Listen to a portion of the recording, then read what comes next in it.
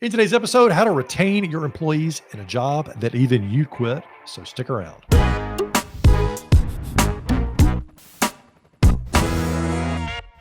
Welcome back to the CEO Sessions, where I help companies increase profitability through employee performance.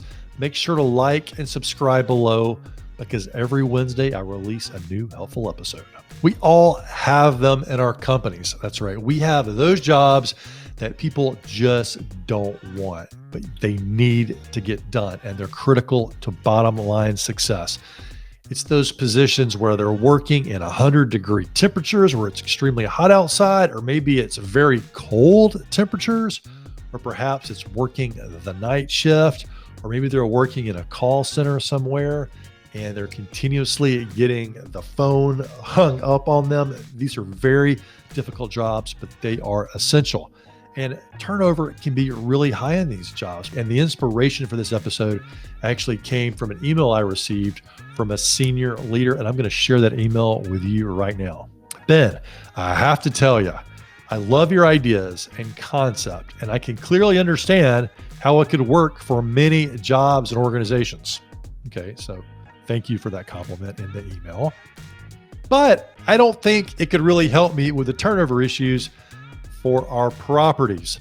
My focus is our golf maintenance teams. That's right, golf maintenance teams. That's what we're talking about here. So people working outdoors in extreme conditions. It's a revolving door with employees in their late teens and early 20s. We pay them $10 to $11 per hour. These young folks do not want to be outside in the heat all day, working very hard, earning the pay they make. Personally, I don't blame them. So that's right. The senior leader who's emailing me says, personally, I don't blame them for not wanting to do this job. So the question becomes here, do you just accept that this job is just going to be a high turnover rate and just let people go out the door as soon as they come in? Or are you going to start to find a new approach as a leader to help retain these people? So your company's success may depend on these jobs. So you just say, hey, that's just the cost of doing business. We're going to bring people in, we're going to train them, we're going to burn them out, and then we're just going to bring in the next batch? Or do you start to innovate? Do you start to find some critical solutions that are going to help you decrease that turnover rate, boost employee retention, and ultimately give you a competitive advantage in the marketplace? It's your decision. Now, if you're in the camp where, yes, we're going to have some high turnover in these jobs because it's the very nature of the job, but Ben, if we could just increase our employee retention just a little bit, it would improve the bottom line of the company. It would make my job less frustrating as a leader because I wouldn't have to keep training all these new people all the time. And by the way, I would feel better as a leader because we wouldn't just be having these difficult jobs that people don't like doing and have to leave. What if there's a small innovation or a small change you can make? Well, I want to give you ones that you can actually use right now inside your organization. You can, as soon as this video is over, you can go out and start making some of these modifications and begin to retain your talent, even in those jobs that even you quit. So strategy number one is to focus on the person rather than the job. So yes, acknowledge that the job is very difficult, but instead of just focusing on tweaking the job and trying to make it better, ultimately start to talk to the person about their future career possibilities. That's right. If they stick it out in this very difficult job, focus on what they're learning in that job and how that can prepare them for a career in other places inside your organization, or perhaps focus on the positive reference that you'll be able to give them when eventually they do leave and they do go to another organization. The problem when it comes to a lot of companies is they focus on just making the job tweaks and trying to improve that situation, but oftentimes they will get more bang for their buck and their effort if they focus on the opportunities that they can create for the person. Strategy number two is to add job rotation. So here's the key in this. When you have these very difficult roles, begin to think about giving them a break by rotating them into other roles in the organization. So when it comes, for example, golf maintenance, maybe rotate them through the office or rotate them through the cafe or rotate them in other parts of your company in general, even if it's accounts payable or accounts receivable or customer service, you can rotate them through these, give them a break, right? It will be refreshing for them, allow them to recuperate before going back to their difficult role, and also prepare them to take on these other roles. And you as a leader, you will benefit. That's right. You will ultimately benefit by having this deeper bench of cross-functionally trained employees. And the good news for you when it comes to turnover is one of the most expensive parts about turnover inside an organization is the learning curve. Well, what if you as a leader, you had people to pull from other parts of the organization that had done a rotation through these other jobs, and you can bring them in there and they'll be able to learn more quickly and more effectively. They're going to be better employees ultimately because they're going to understand how their role impacts other parts of the company. And who knows, maybe they're going to be the next level of leader inside your organization that you can promote from. And the best part is when you promote from within, that shows other people that they can have a future within your organization. And that can be them seeing how you promote people inside your organization is a great retention strategy in and of itself. Job retention strategy number 3 is to work in their department for a day. Think about this as Undercover Boss without actually being undercover. This is when you go and you work alongside them, even in the difficult conditions. Now, you may not be very excited about this, but I encourage you to embrace the opportunity to really understand what it's like to work in the role of other people. And just doing that, just working alongside them, even if it's for a day, shows that really that you're in it with them and that you're in it all together. And this can be a great retention strategy, especially in a department where you're experiencing a lot of high turnover and you need to band-aid the problem immediately. Now, another benefit of this is that when you get into these roles, what you're often going to find is you're going to begin to identify ways to make these jobs better because you're going to understand the challenges that they face.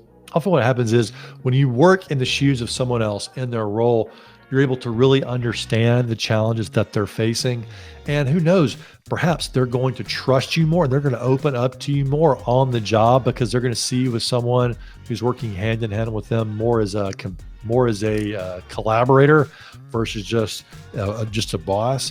And this ultimately builds more trust and opens up the lines of communication.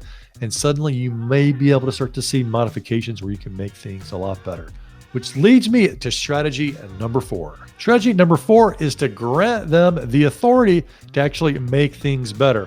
A lot of times employees are just sitting there like this and they're waiting for the manager, their boss, to make things better for them. But oftentimes things don't get better because the boss is just making changes from their perspective and they haven't actually worked in that role to know the full challenges that these employees are facing. So the first thing is to get in there with them in step number 3 and start to understand those challenges. But before you start proposing solutions, grant them authority, right? Begin to understand their challenges and ask them to make a contribution, right? Say, hey, I noticed this problem that you mentioned while I was working in the job with you that day. What ideas or solutions do you have to make things better? Get them involved in the process. You don't have to shoulder all the burden of creating employee retention solutions yourself. Make sure you're involving them, engaging them, and that alone in and of itself is actually a great retention strategy. Employee retention strategy number 5 is to show them who and what they work for. So many times in our jobs, we get stuck just doing work for work's sake. We're doing our role without understanding the bigger picture. And author Adam Grant and professor and researcher up at Wharton actually has done several interesting studies when it comes to call centers, when it comes to lifeguards, when it comes to other various frontline roles. And when you bring in the customer, it could be an internal customer or it could be an external customer. When you bring in the customer and have the employee really understand how their job impacts that customer, their performance, their quality, and their retention in that role goes up, mainly because they see their role in a new way, right? They understand it in the big scheme of things and they have a new degree of self-esteem and feeling about the job as being important. And ultimately, doesn't everybody want to know that the job they're doing is impactful and important? So you as the leader, help them connect the dots. Instead of just bringing them in and saying, hey, this is your job, really explain to them. Take the time to explain to them. Even if it's over a video, if you're communicating with many employees, or if it's over a video call, or even better in person, explain to them the importance of the role and how it impacts others. And notice how doing that simple exercise can increase your employee retention rates. An employee retention strategy number 6, which is our bonus today, is just to ask them why they're considering leaving in the first place. Or if they are leaving, conduct a quick exit interview just simply by asking, why are you leaving? And then if it's feasible, do something about it. Now, this is not the most mind-blowing activity that we do, but so many times it surprises me. But so often leaders don't conduct an exit interview and they don't ask the question why you're leaving in the first place. And then, of course, you don't have to do anything about it, but if it's something feasible that you can do, maybe it's a slight adjustment to pay, or maybe it's a slight adjustment to the job in and of itself, that alone can show that you care. And who knows, maybe one day that employee will return. So for your next step, write down one of these strategies that I just shared with you on a Post-it note and bring it to your next staff meeting and just socialize it. And ask your team to give it a shot next week and notice the positive impact that this can make. Now, if you're really struggling with employee turnover and you would like some more simple strategies to use in your workday, make sure to stick around for the next video because I've got another helpful strategy heading your way.